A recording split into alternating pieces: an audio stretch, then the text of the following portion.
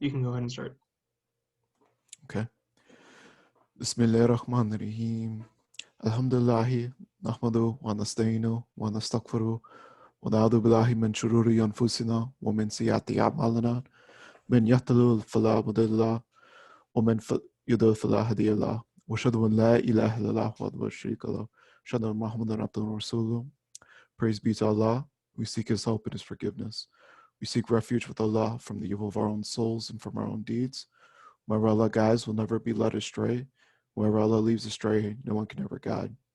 I bear witness that there is no God but Allah, the One, having no partner. And I bear witness that Muhammad sallallahu is a slave and messenger.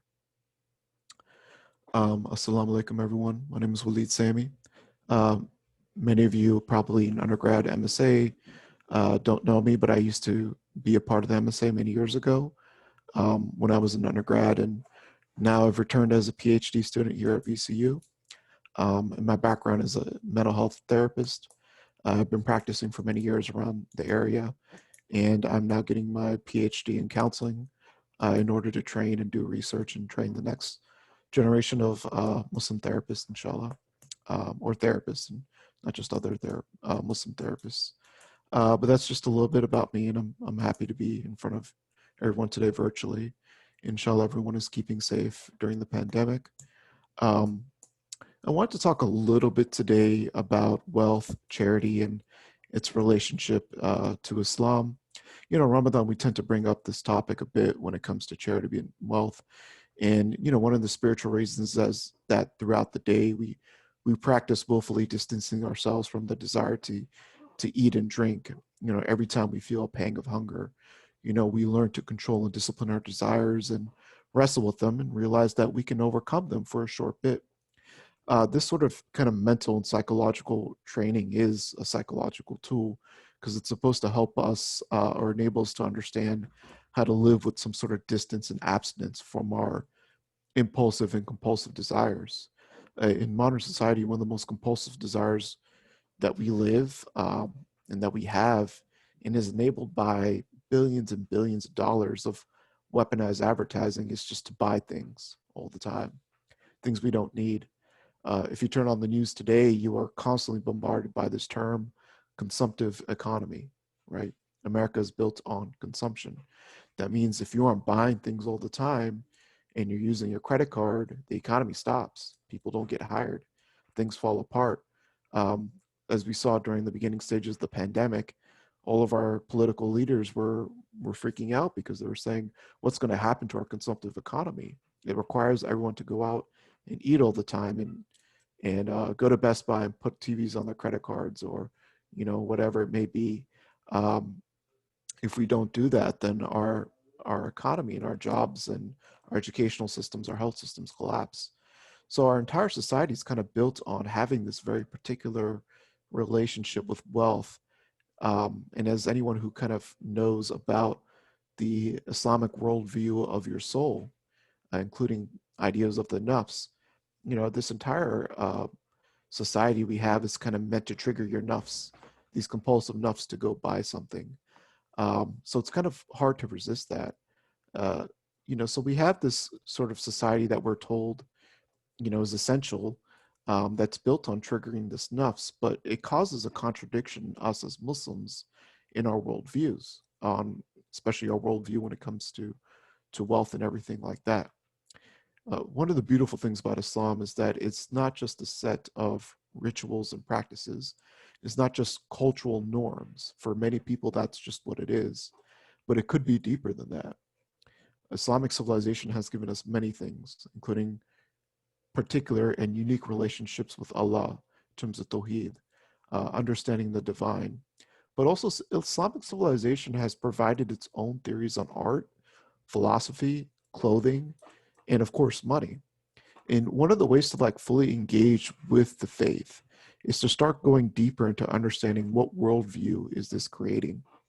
And traditional Islamic thinking has its own theories, so to speak, and does provide you with a theoretical worldview that is internally coherent.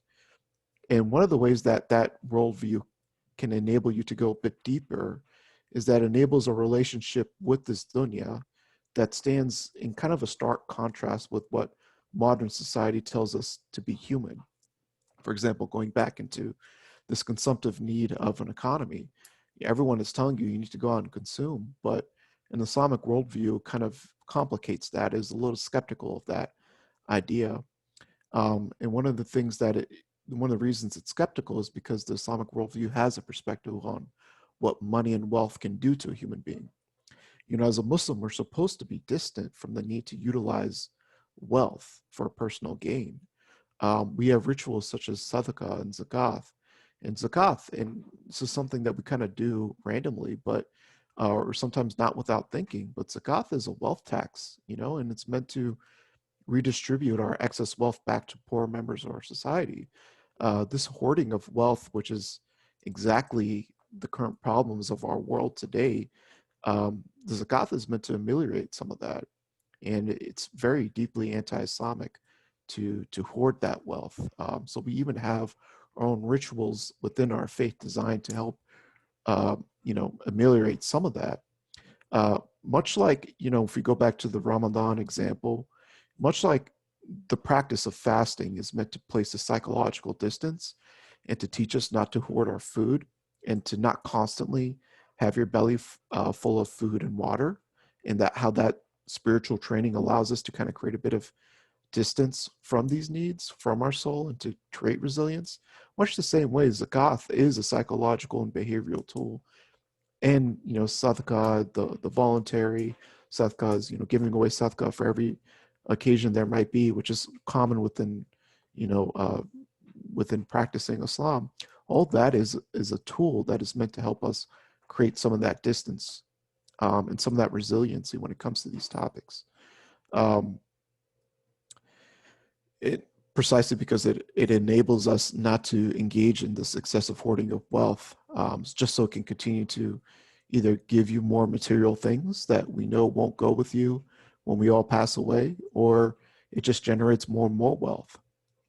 So there's a sound hadith that I kind of want to go into that discusses this psychological need humans have to consume and hoard, when it just goes beyond our needs of halal wealth, which is education and getting our basic needs met with food and taking care of our families, and giving charity, and enabling our survival with some sort of dignity. And there's a sound hadith that kind of states that Prophet Muhammad is saying, if a man could have a valley full of gold, he will want a second valley full of gold, but in the end only dust will fill his mouth.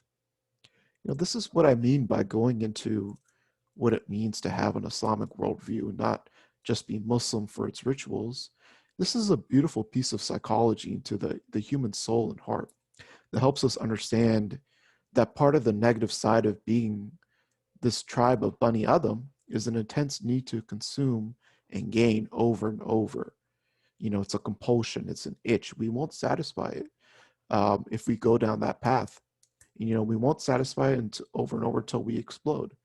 So even as adults, we learn that, if you study psychology, or if you're myself who engages in it clinically, we learn that developmentally and emotionally, we're often just one step away from being children. If you think of children, they'll often see sweets, ice cream, candy, cakes. They'll want to kind of consume it till their stomach hurts. And part of being an adult is to teach a young child that, hey, maybe you can eat dessert once in a while, but be careful eating so much because it's not healthy for you. It's going to make your stomach hurt and you'll become addicted to it. Well, one thing you'll realize is that as human beings, no matter if we're children or adults, we tend to kind of fall into that compulsive or addictive need for many things in our life. And one of the most addictive things is hoarding of wealth and possessions.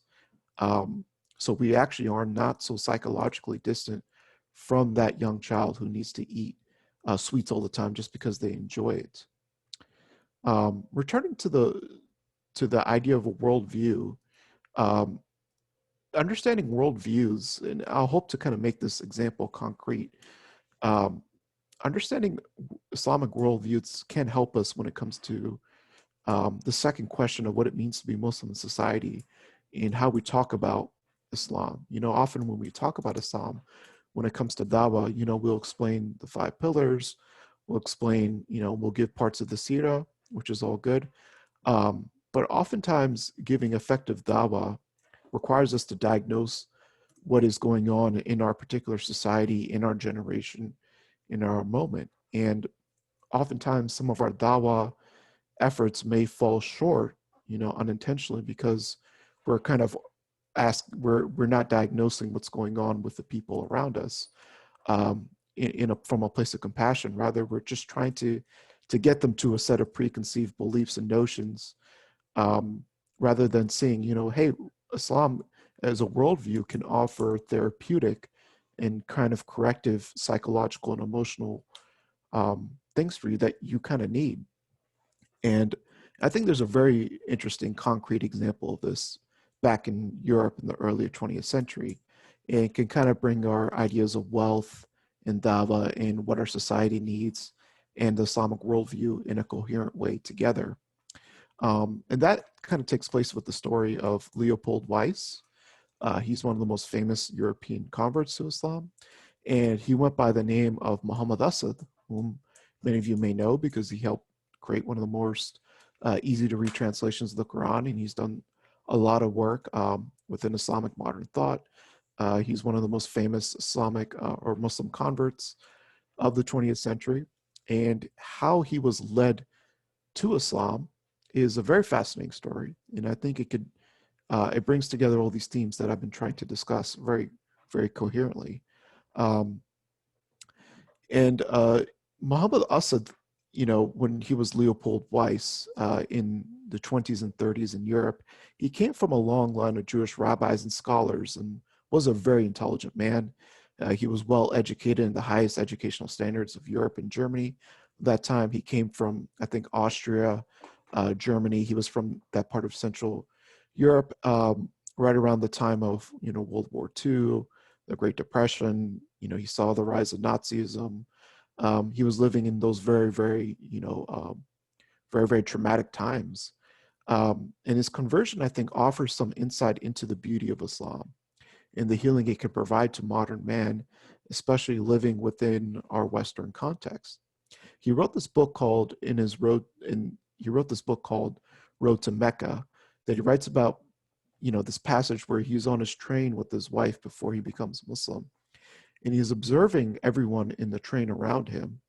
And his insights he kind of has this epiphany, this moment where he's just reflecting instead of just being on his phone like we would be today, or, worrying about what he's going to eat, or, these sorts of things. He's actually doing some self-reflection, which causes him to view society, and his people around him in some sort of way. And I'm going to quote directly from the passage. This is Leopold Weiss, or Muhammad Asad, now quoting directly from him. He says, quote, "Most of the people in the train were now well-dressed and well-fed, and the man opposite me was therefore no exception. But when I looked at his face, I did not seem to be looking at a happy face. He appeared to be worried, and not merely worried, but actually unhappy, with eyes staring vacantly ahead and the corners of his mouth drawn as if in pain, but not in bodily pain. Not wanting to be rude, I turned my eyes away and saw next to him a lady of some elegance. She also had a strangely unhappy expression on her face, as if contemplating or experiencing something that caused her pain. Nevertheless, her mouth was fixed in the stiff semblance of a smile, which I was certain must have been habitual. Excuse me. And then I began to look around at all the other faces in my train compartment, faces belonging without exception to well-dressed, well-fed people, and in almost every one of them, I could discern an expression of hidden suffering, so hidden that the owner of the face seemed to be quite unaware of it.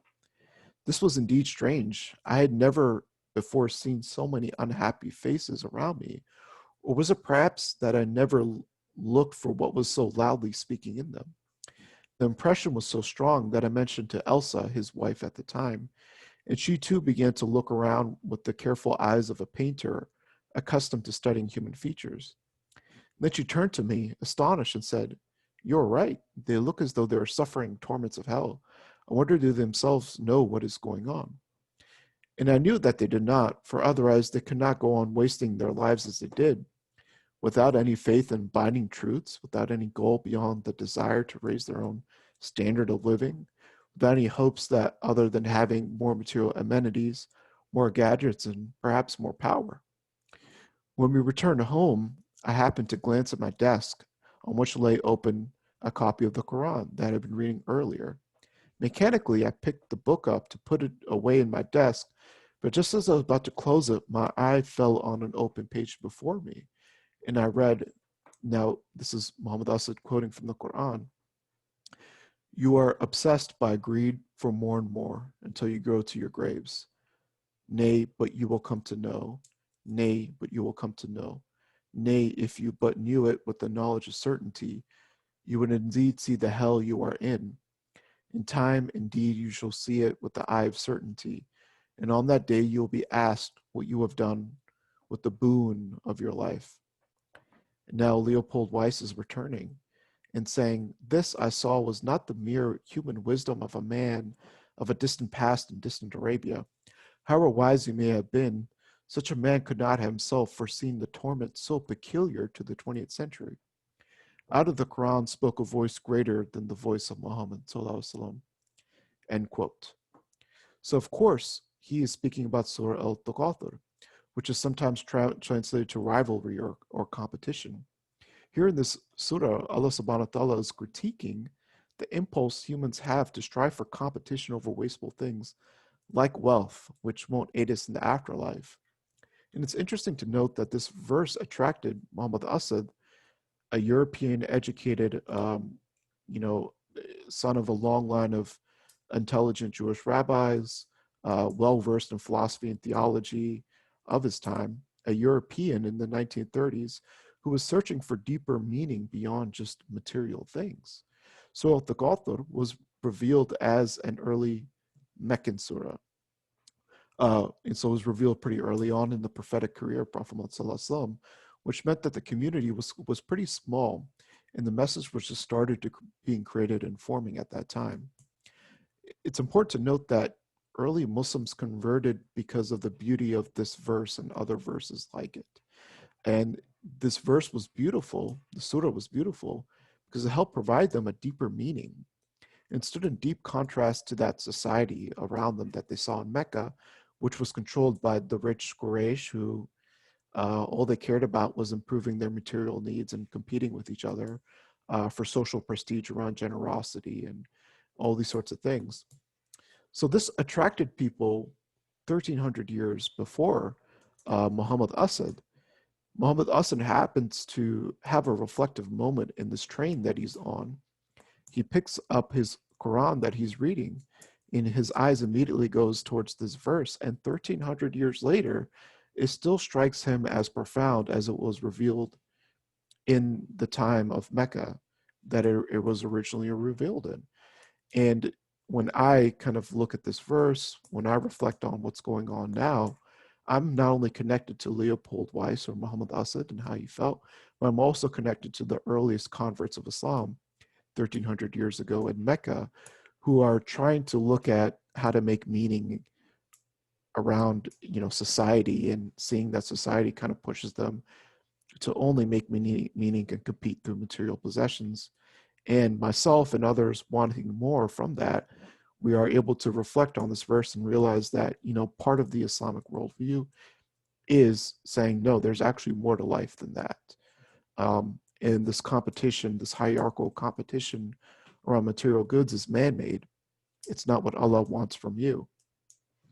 In that sort of way, kind of pulling it all back, we start to see that when we want to provide dawah to people around us, right? True, authentic dawah, not prolesterizing because we want our numbers to go up, right? Which is insincere in a competition. And we're not prolesterizing because we're insecure about our own faith and we want people around us to join it just so we could feel normal. None of that is a healthy way to understand dawah. Rather, dawah in its purest form is helping people identify what is the spiritual and psychological burdens that they're facing and providing them solutions that are implicit within our Islamic tradition. And as we see here, Leopold Weiss or Muhammad Asad, who became one of the most famous converts to Islam in the 20th century, helped translate the Quran and was a prolific figure in Islam, in our modern Islamic tradition. He felt that the Quran and the Islamic tradition could provide this beautiful dawah, could give him a diagnosis. Um, the earliest converts to Islam, the Sahaba, 13, 1400 years ago, felt that way as well. And us people sitting in 2020 with the pandemic, with the great economic depression that we're all struggling in, with one of the largest wealth accumulations known to mankind going on around us, this verse is just as relevant to us as it was to them. And in this way, the Islamic worldview helps provide a barrier, a psychological tool to help us navigate this mess that a lot of people are struggling with, no matter what their faith is.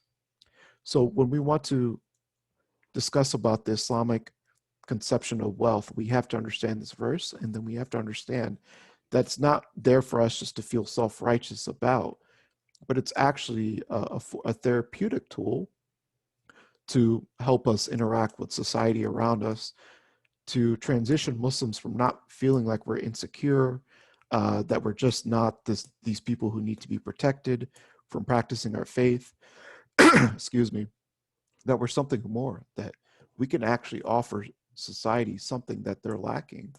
And I can't think of a better thing to offer society around us than this deep love and compassion that we can bring to others, helping them correct their relationship with wealth and material goods and orienting it towards community and transcended ideas of Tawheed and Allah. That itself is spiritually healing, as it was 1400 years ago, as it was to Leopold Weiss, and as it still is to people today. I kind of want to end quickly with this sound, another sound hadith by Prophet Muhammad that I think really, encapsulates the idea of wealth in our relationship with it. So the Prophet Muhammad in this hadith is saying, he's quoting a human being, and he's saying, the son of Adam says, my wealth, my wealth. And do you own anything except that you give in charity, such that you've spent it in what you eat, such as though you finished it, or you wear it, such as though you've worn it out? And that may seem a bit confusing, but what Prophet Muhammad is trying to say here is saying, what is actually your wealth, right? This accumulation that you strive for. All your wealth is only legitimate, and it's only as functional as it that you give away in charity. And it's only as functional as something that you eat. But then when you eat, it passes through you and you digest it anyway. Or you wear it, and then eventually your clothes wear out. That's it. That's all your wealth is. It's nothing more than that. It's a functional tool that fades away in itself. So just as clothes fade away, just as your charitable, your money is given away in charity and it fades away, and just so even the most delicious food that we want to eat eventually is digested and passes through us, we realize that theirs is a temporary attachment we have to wealth, and that it's just simply a functional tool to help us survive and meet our needs in this world. And it's nothing more than that. And I do sincerely believe that, in this next Great Depression that we're in, and we're all struggling financially or know someone who's struggling financially, and we're living in a political economy that privileges massive accumulation of wealth, which is leading to all sorts of crises in our world around us.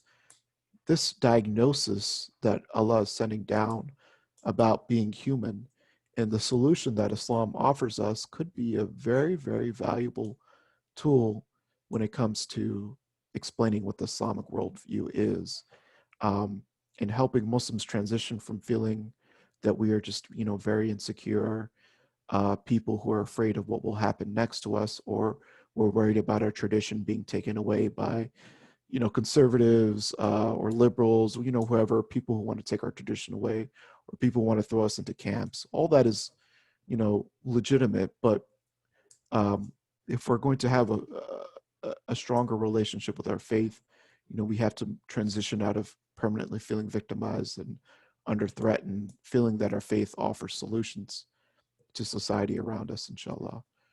Um, I'll end the khutbah there, inshallah. Allahumma salli Muhammadan wa ala salli Muhammadan kama sallaita ala Ibrahim wa ala Ibrahim innaka Hamidum Majid. Allahumma barak ala Muhammadan wa ala Muhammadan kama barakta ala Ibrahim wa ala Ibrahim innaka Hamidum Majid. ربنا آتنا في الدنيا حسنة وفي الآخرة حسنة وقنا عذاب النار وقنا الصلاة. Thank you, Brother Walid, for doing our khutbah today. Just a few quick announcements from the MSA and a reminder to pray Lohar in its entirety after viewing this. Today at 3:30, we are continuing our Surah Kahf group reading, so please join us for that. Applications for the Big Little program are closing tonight. The link for that is on the MSA GroupMe as well as on Instagram. The HR3 and MSA Mask fundraiser is going on, so all the profits that we raise from that go straight to HR3, and they provide funding for refugee families. So the form for that is also online. And then our first co-ed social event is next week on Wednesday the 30th. It'll be at 8 p.m. And we're having a Netflix party, and we will be watching Hush. So please join us for those events. Assalamu alaikum.